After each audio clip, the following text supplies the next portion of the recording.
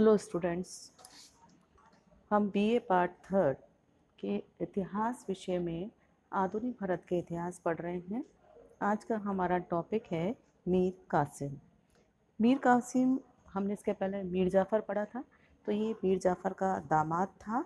और जब मीर जाफ़र का पुत्र जो मीरन था, उसकी मृत्यु के बाद उसकी महत्वाकांक्षा जाग उठी और वह बंगाल का नवाब बनने का स्वप्न देखने लगा और उसने वेंसेटार्ट के साथ साठगांठ कर ली और उसमें वह सफल भी हुआ।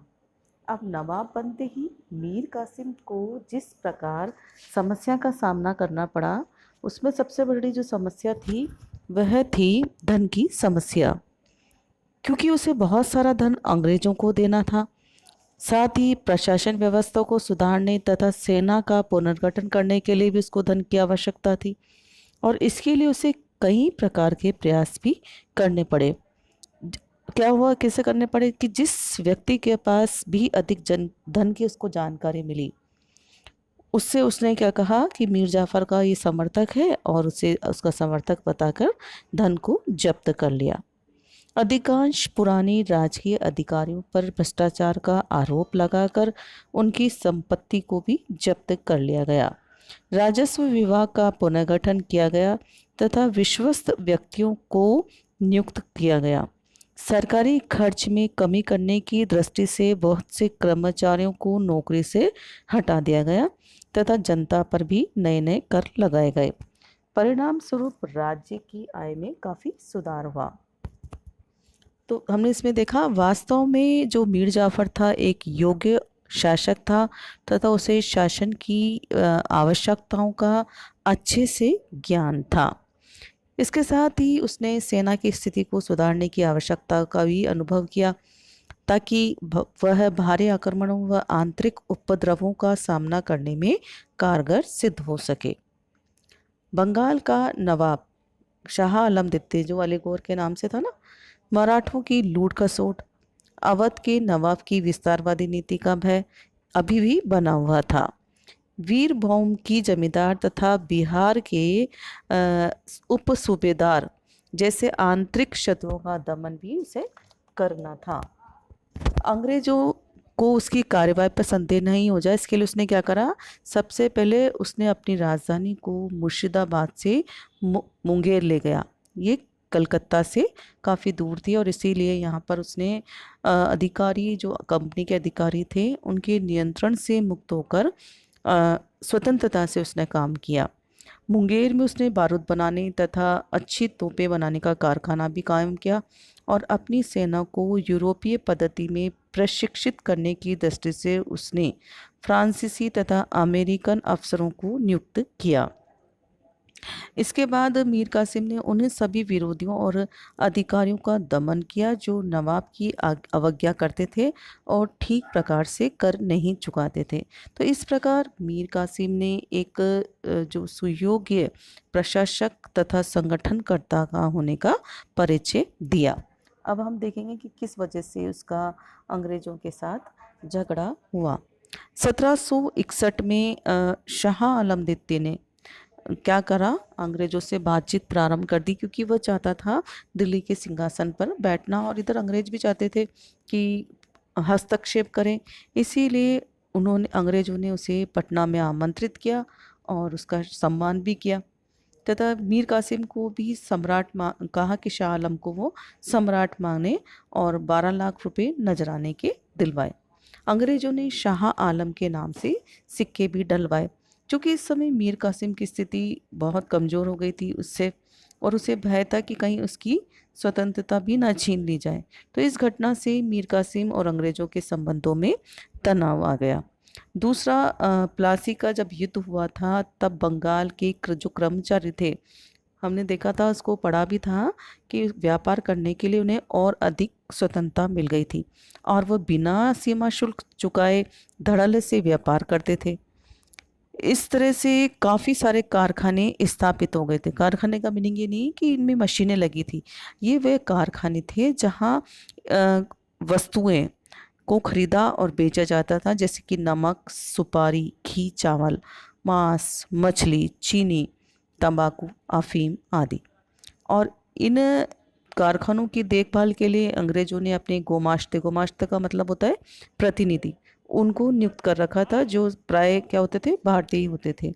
अपने अंग्रेज मालिकों की देखा देखी गोमाश्ते भी जो क्या करते थे, बिना शुल्क चुकाए व्यापार करना इन्होंने शुरू कर दिया था। इससे क्या हुआ, बहुत अधिक बुरा प्रभाव पड़ा, क्योंकि नवाब की आय घट गई और दूसरी जो भारतीय व्यापारी थे उनका भी कारोबार चलना कठिन हो गया, क्योंकि उन्हें तो सीमा शुल्क चुकाना ही पड़ता था। अतः वे अंग्रेज गुमाश्ताओं की तुलना में सस्ती दर पर सामान बेचने में असमर्थ थे। परिणाम स्वरूप अंग्रेजों का व्यापार बढ़ता गया और भारतीयों का व्यापार घटता गया। और क्या कारण एक और रहा इसके लिए, मीर कासिम ने कंपनी और उसके अधिकारियों के व्यापार पर अंकुश लगाने का भी निश्चय किया, और इसके लिए उसने जो अधिकारी था वेंसीटाट, उससे शिकायत भी की।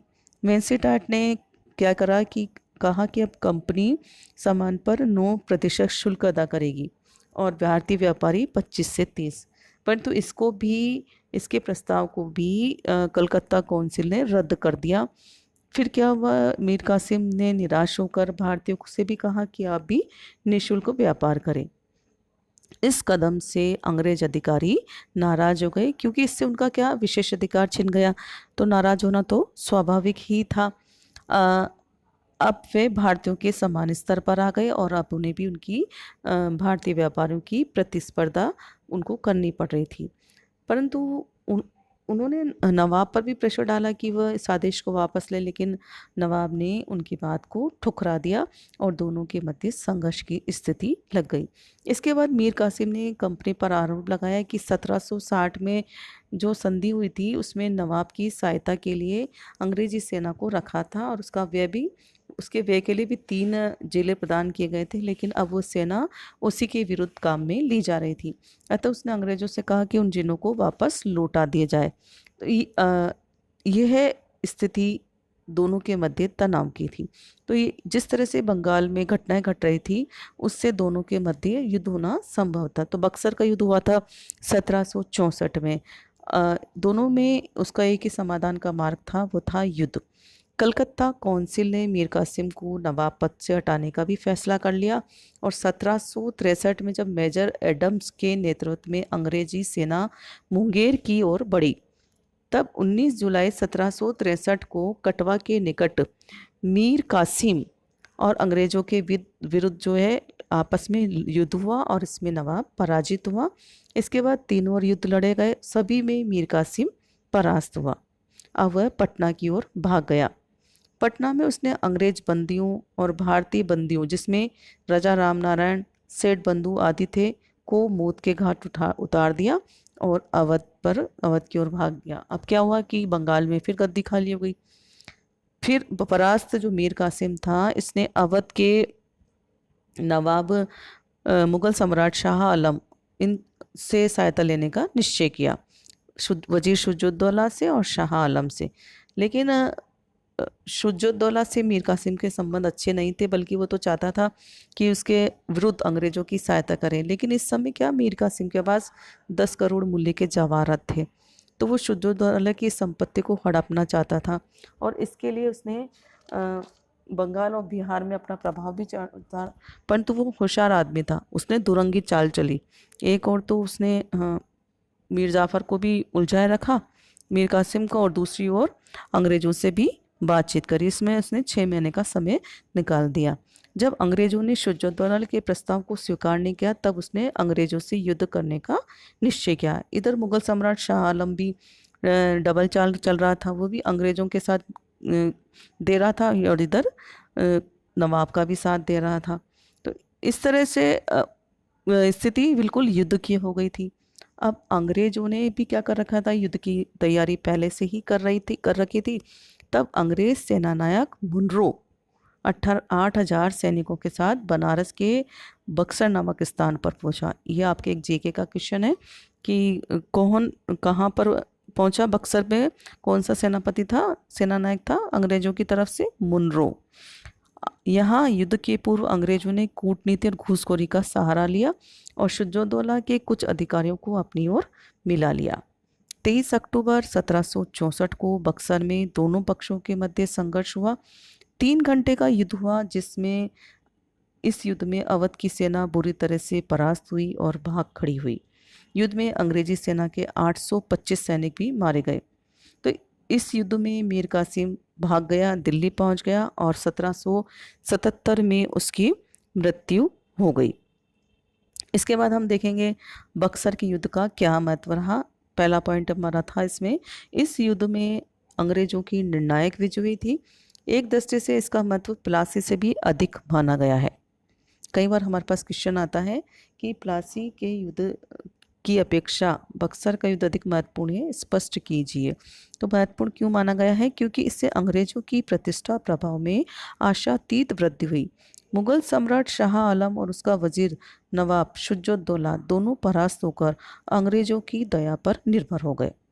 प्लासी में तो क्लाइव के षड्यंत्र के कारण बिना लड़े ही अंग्रेजों को विजय मिल गई थी, परंतु बक्सर के मैदान में अनुभवी सेनानायक शुजाउद्दौला, जिसके पास अंग्रेजों की तुलना में 5 गुना सेना थी और एक तोपखाना भी था, तब भी उसको परास्त होना पड़ा। तो इससे अंग्रेजों की सैनिक श्रेष्ठता स्पष्ट हो गई। सेकंड हमारा हम पॉइंट ले सकते हैं कि भारतीय शासकों की सैनिक शक्ति का खोखलापन स्पष्ट होना, क्योंकि इसमें एक और तो नवाब के भाग्य का फैसला भी हुआ था और इस विजय के परिणाम स्वरूप केवल बंगाल के लाभकारी स्रोतों पर कंपनी का अधिकार नहीं हुआ, परंतु बक्सर की युद्ध में 3 प्रमुख व्यक्तियों मुगल सम्राट शाह आलम, अवध के नवाब शुजाउद्दौला और मीर कासिम के भाग्य का फैसला भी हो गया और विजय के फलस्वरूप संपूर्ण अवध सूबों पर अंग्रेजों का नियंत्रण हो गया।